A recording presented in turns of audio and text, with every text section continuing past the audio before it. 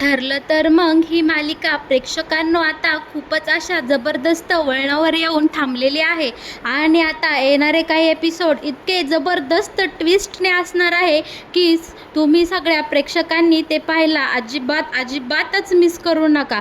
आणि हो, ठरलं तर मग या मालिकेत येणारे नवनवीन ट्विस्ट पाहण्यासाठी आपल्या चॅनलसोबत जोडलेले राहा बरं का प्रेक्षकांनो. आता सचिन आणि अस्मिताची डिवोर्स केस ही फायनली कोर्टात उभी राहिलेली असते आणि अस्मिताचा वकीलपत्र हे आपल्या अर्जुनने स्वीकारलेले असते. बरं का प्रेक्षकांनो, आपला अर्जुन हा क्रिमिनल लॉयर म्हणून खूपच नावारूपाला आलेला असतो, पण आता मात्र अर्जुन त्याच्या आयुष्यात पहिल्यांदाच ही डिवोर्सची केस लढणार असतो आणि या सगळ्यावर हा सचिन अर्जुनला चॅलेंज करतो की हे अर्जुन, आजपर्यंत तू खूप केस जिंकलात, पण बघूयात तू ही घटस्फोटाची केस जिंकतो का. माझं तुला ओपन चॅलेंज आहे की तू ही अस्मिता आणि माझ्या घटस्फोटाची केस 100% हारणार म्हणजे हारणार. यावर अर्जुन म्हणतो, येणारी वेळ सांगेल की कोण जिंकतंय आणि कोण हारतंय. हे बघ सचिन, तू कितीही उड्या मारल्यास तरी विजय हा नेहमी सत्याचाच होत असतो. आणि हो, मी आज सांगतोय तुला की मी अर्जुन सुभेदार हा नेहमी सत्याच्या बाजूनेच केस लढतो आणि ती केस 100% जिंकतो म्हणजे जिंकतोच. बरं का प्रेक्षकांनो, दुसरीकडे सचिनच्या हाती आपल्या चैतन्य आणि अस्मिताच्या नसलेल्या अफेअर्सचे असे जबरदस्त पुरावे लागलेले असतात, पण ते पुरावे नक्कीच खोटे असतात. परंतु आता हा नालायक भामटा सचिन कोर्टामध्ये त्याचा कसा वापर करतो आणि आपला हुशार अर्जुन त्या सचिनचे पुरावे कोर्टामध्ये कसे खोडून काढतो, हे सगळे महत्त्वाचे आणि इंटरेस्टिंग ट्विस्ट आपल्याला ठरलं तर मगच्या येणाऱ्या काही भागांमध्ये पाहायला मिळणार आहे. दुसरीकडे अर्जुन हा साक्षीला जाऊन भेटतो आणि साक्षीसोबत एक डील करतो की तू जर या सचिनच्या विरोधात कोर्टामध्ये साक्ष दिली तर तुझा अण्णा महिपत शिकरे याला मी जेलमधून बाहेर काढण्यासाठी तुझी नक्कीच मदत करेन. आणि साक्षी आपल्या अण्णावरच्या प्रेमापोटी सचिनच्या विरोधात कोर्टामध्ये कशी साक्ष देते हे पाहायला देखील येणाऱ्या काही भागांमध्ये खूपच अशी मजा येणार आहे बरं का प्रेक्षकांनो. दुसरीकडे सायलीला तन्वी म्हणून वावरणं खूप, ह्या सगळ्यांसाठी रोज कशी नवनवीन अडथळे आणि संकटे तयार करते, हे सगळे मजेशीर ट्विस्ट आपल्याला येणाऱ्या काही भागांमध्ये पाहायला मिळणार आहे. आणि हो, ठरलं तर मगच्या येणाऱ्या सगळ्या नवनवीन भागांचे अपडेट जाणून घेण्यासाठी तुम्ही नेहमीच आपल्या चॅनलला जोडलेले राहा आणि त्या सगळ्याची मजा प्रेक्षकांनो तुम्ही नक्कीच घ्या. बरं का प्रेक्षकांनो, आता कोर्टामध्ये सचिन आणि अस्मिताच्या डिवोर्सचा केसचा खटला भरलेला असतो आणि सचिन अस्मिताच्या विरोधात खूप असे घाणेरडे पुरावे सादर करत असतो. तो अस्मिता आणि चैतन्याच्या अफेअर्सचे असे जबरदस्त पुरावे इथे कोर्टामध्ये सादर करत असतो. त्याने अस्मिता आणि त्या चैतन्याच्या साध्या साध्या गोष्टींचे, साध्या साध्या भेटीचे असे बारीक सारीक पुरावे जमा केलेले असतात. म्हणजे जसं की अस्मिता आणि तो चैतन्य कधी एकमेकांसोबत बोलताना किंवा चैतन्य अस्मिताच्या बाळासोबत खेळतानीचे सगळे असे बारीक सारीक फोटो आणि त्यांच्यातले जे घडलेले प्रसंग हा सचिन मात्र कोर्टामध्ये मीठ मसाला लावून रंगवून सांगत असतो. आणि जज साहेबांना तो किती भोळा भाबडा गरीब बिचारा आहे आणि अस्मिताने कसं त्याला फसवलं हे सगळं तो तिथे मस्तपैकी रडून गागळून रंगवून सांगत असतो. बरं का प्रेक्षकांनो, पण या सगळ्यावर आपला अर्जुन मात्र अजिबात शांत बसत नव्हतो. तोही सचिनच्या प्रत्येक पुराव्या तिथे कोर्टामध्ये एकदम पुराव्यानिशी खोडून काढत असतो. पण सचिनने मात्र एकदा तर हद्दच केलेली असते. अस्मिता सचिनसोबत डिवोर्स घेणार म्हणून खूपच डिस्टर्ब झालेली असते आणि ती उदास असताना एका कॅफेमध्ये जाऊन बसते. पण त्याचवेळी नेमका चैतन्य त्या कॅफेच्या बाजूनी पास होत असतो. तेवढ्याच त्याचं लक्ष अस्मिताकडं जातं आणि तो गाडीवरून उतरतो आणि अस्मितापाशी तिला भेटण्यासाठी जातो. कारण चैतन्य हा अस्मिताला त्याची मोठी बहीणच समजत असतो. त्या नात्याने चैतन्य अस्मितापाशी जाऊन उभा राहतो. तेव्हा अस्मिता बोलते, अरे चैतन्य, चैतन्य बस ना इथे. तेव्हा चैतन्य अस्मिताजवळ बसतो आणि म्हणतो, अगं अस्मिताई, काय झालं तुला? तू काय एवढी उदास आहे? तर यावर अस्मिता बोलते, अरे चैतन्य, तुला तर सगळं माहीत आहे ना, हा नालायक सचिन आपल्या नात्यावर कसा संशय घेतोय आणि आपल्या बहीण भावाच्या नात्याला कसा काळिमा फासतोय, तुला तर सगळंच माहीत आहे. यावर चैतन्य म्हणतो, अगं अस्मिताई, मी तुला किती वेळा समजून सांगितलं आहे, तो नालायक काहीही बोलला तरी तू त्याकडे लक्ष देऊ नकोस. तुला आणि मला चांगलंच माहिती आहे की आपलं नातं काय आहे. तुझ्या बाळाला मी माझा भाचा समजतो आणि तो मला मामा म्हणतो आणि मी देखील अस्मिताताई तुला माझी लहानपणापासून मोठी बहीणच समजतोय आणि तू ह्या सचिनच्या बोलण्याकडे काय लक्ष देतेस? आता तू हस बरं, मला हसून दाखव बरं. आणि या सगळ्या बोलल्यामुळे अस्मिताला एक दिलासा येतो आणि अस्मिता छानपैकी चैतन्यला हसून दाखवते आणि ते दोघेजणे कॉफी ऑर्डर करतात आणि एकमेकांसोबत कॉफी पेत त्या कॅफेमध्ये बसलेले असतात. पण त्याच वेळी नेमका तो नालायक सचिन त्या कॅफेमध्ये साक्षीला घेऊन येतो आणि बघतो तर काय, तिथे चैतन्य आणि ही अस्मिता गप्पा मारतात. मग काय, सचिनच्या हाती तर आयतच कोलीत भेटतं. सचिन अस्मिता आणि त्या चैतन्याचे लपून चोरून फोटो काढतो आणि त्या फोटो कोर्टामध्ये सादर कसे करायचे आणि अस्मिता ह्या चैतनचा बँड कसा वाजवायचा, ह्या सगळ्याचा कारस्थानी कपटी विचार मनातल्या मनात करत असतो. आणि बरं का प्रेक्षकांनो, सचिनने ठरवल्याप्रमाणे सचिन तसं वागूनही दाखवतो. तो कोर्टामध्ये जातो आणि तिथे जज साहेबांना अस्मिता आणि त्या चैतन्याचे घाणेरडे, म्हणजे ते फोटो घाणेरडे नसतात बरं का प्रेक्षकांनो, ते फोटो व्यवस्थितच असतात. पण हा सचिन इतका त्याला मीठ मसाला लावतो की ते फोटो कसे अश्लील आहेत हे जज साहेबांना पटवून देतो. यावर अर्जुन बोलतो, जज साहेब, लहानपणापासून अस्मिताई, मी आणि चैतन्य एकत्र आहोत. हा चैतन्य माझा लहानपणीचा मित्र आहे. आणि हो जज साहेब, या चैतन्याचं आम्ही लहान असल्यापासूनच आमच्या ह्या सुभेदारांच्या घरात त्याचं येणं जाणं आहे आणि इतक्या वर्षाच्या आमच्या दोघांच्या घट्ट मैत्रीमुळे चैतन्य हा आमच्या घराचा, माझ्या अस्मिताईला त्याची एक मोठी बहीणच मानतो. आणि हो जज साहेब, इतक्या वर्षाच्या आमच्या रक्षाबंधनचे सेलिब्रेशन म्हणा किंवा भाऊबीजेचे सेलिब्रेशन म्हणा, या सगळ्याचे छान फोटोज आणि भरपूर काही आठवणी आमच्याकडे अजूनही आहे. आणि हो, एवढंच नव्हे तर माझे आईवडीलसुद्धा या चैतन्याला त्यांचा तिसरा मुलगाच मानतात. जज साहेब, तुम्हाला तुमच्यासमोर मी आता काही पुरावे इथे सादर करतो, ते तुम्ही बघून घ्या. एक फॅमिली मेंबर झालेला आहे.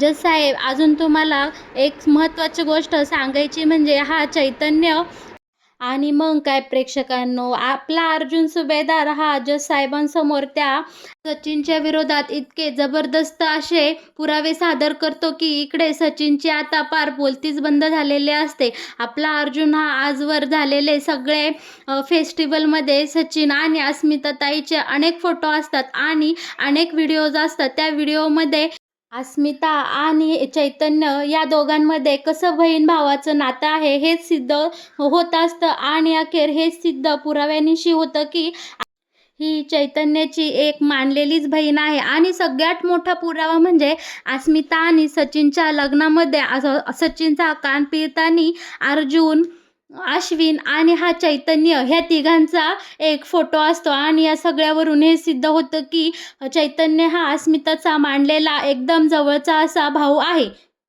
प्रेक्षकांनो, आता या सचिनचा अख्खा प्लॅन, अख्खे पत्ते सगळं उलटं पडलेलं असतं आणि ते सचिन मात्र आता तोंडावर पडलेला असतो. बरं का प्रेक्षकांनो, आता अर्जुन त्याच्याकडे असलेला सगळ्यात मोठा पत्ता ओपन करणार आहे.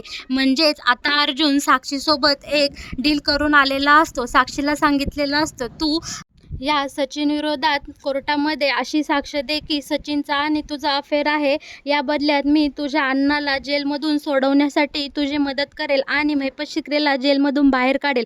आणि बरं का प्रेक्षकांनो, साक्षीचं तिच्या अण्णांवर खूपच प्रेम असतं आणि या सगळ्या प्रेमापोटी आता साक्षी ही अर्जुनला मदत करण्यासाठी तयार झालेली असते. आणि प्रेक्षकांनो, आता कोर्टामध्ये एकदम शांतता पसरलेली असते आणि मग कोर्टामध्ये एका साक्षीदाराची एंट्री झालेली असते आणि तो साक्षी तर दुसरा तिसरा कोणी नसून मैपत शिकरेची मुलगी साक्षी मैपत शिकरे असते. हे पाहून तिकडे सचिनचे मात्र डोळेच मोठे होतात आणि तो एकदम असा शांत झालेला असतो की ही साक्षी इथे कोर्टामध्ये काय करते. बरं का प्रेक्षकांनो, आता साक्षी काय करते, कोर्टामध्ये जज साहेबांना तिच्या आणि सचिनच्या अफेअरबद्दलचे जे काही तिच्याजवळ पुरावे आहे ते सगळे कोर्टामध्ये जमा करते आणि सांगते की जज साहेब, अर्जुन सुभेदार इथे कोर्टामध्ये जे काही सांगत आहे ते अत्यंत एक शब्दनशब्द खरं आहे. माझं आणि या सचिनचं अफेअर चालू आहे, ते सुद्धा त्याचं आणि अस्मिताचं लग्न झालेलं असताना सुद्धा याने मला सुद्धा फसवलं, माझ्यासोबत गोड गोड प्रेमाचं नाटक केलं आणि त्याने मला अजिबात पूर्ण कल्पना दिली नव्हती की त्याचं आणि अस्मिता सुभेदारचं लग्न झालं आहे. पण आता मला सगळं काही कळलेलं आहे. बरं का प्रेक्षकांनो, आता मात्र सचिनच्या पायाखालची जमीन हादरलेली असते आणि त्याचे शब्द ततमम करू लागलेले असतात. कोर्टामध्ये एकदम शांतता पसरलेली असते. जज साहेब या सगळं काही शांतपणे ऐकून घेत असतात आणि मग आता जज साहेब निर्णय देतात की सचिन दीक्षित याने अस्मिता सुभेदारची फसवणूक केल्याबद्दल त्याला 10 वर्ष तुरुंगवासाची शिक्षा ठोठावत आहे.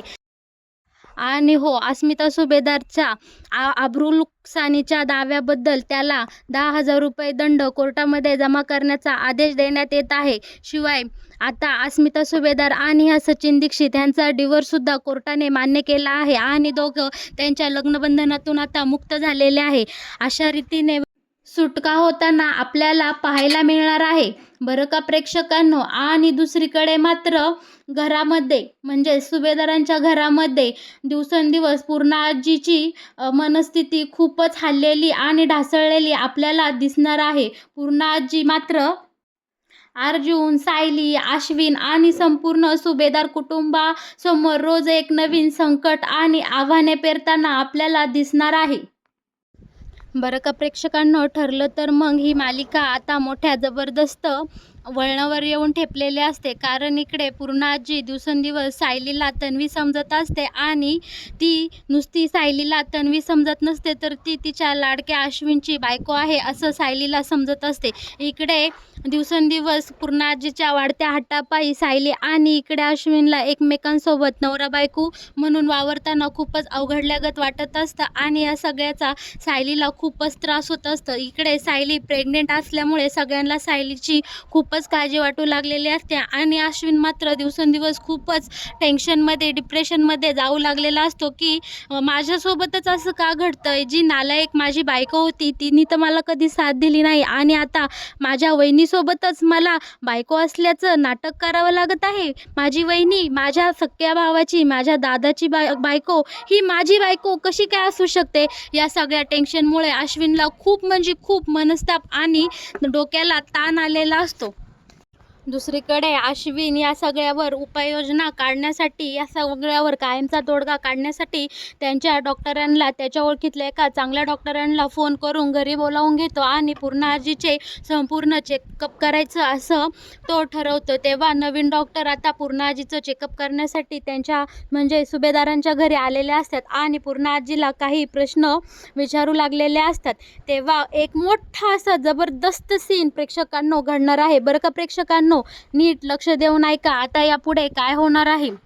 इथे आता नवीन आलेले डॉक्टर पूर्णाजीला सायलीकडे बोट करून म्हणतात, ही मुलगी कोण आहे आजी, ह्या मुलीचं नाव काय आहे.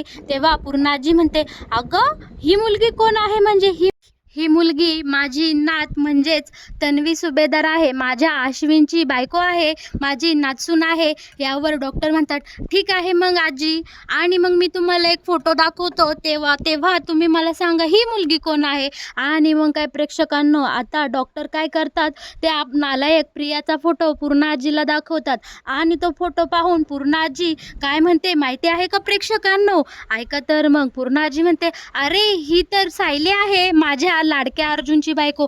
आणि मग प्रेक्षकांनो हे ऐकता संपूर्ण सुभेदार कुटुंब एकदम शांत होतं आणि संपूर्ण सुभेदार कुटुंबाला आता खूप मोठा धक्का बसलेला असतो की ह्या नालायक प्रियाला आपली पूर्णाजी खुशाल अर्जुनची बायको समजू लागलेली आहे. आणि या सगळ्याचा बरं का प्रेक्षकांनो आपल्या सायलीला खूपच मोठा धक्का बसलेला असतो आणि ती विचार करायला लागलेली असते की माझ्या आहोंची बायको ही नालायक प्रिया. आणि प्रतापसुद्धा इकडे विचार करू लागतो की आता पूर्णाजीची अवस्था दिवसेंदिवस फारच घसरत चाललेली आहे. यावर काय उपाय करायचा, पूर्णाजीची समजूत कशी घालायची. अशा प्रकारे बरं का प्रेक्षकांनो सुभेदारांच्या घराच्या दारावर पुन्हा एकदा नवीन संकट येऊन उभारलेलं असतं.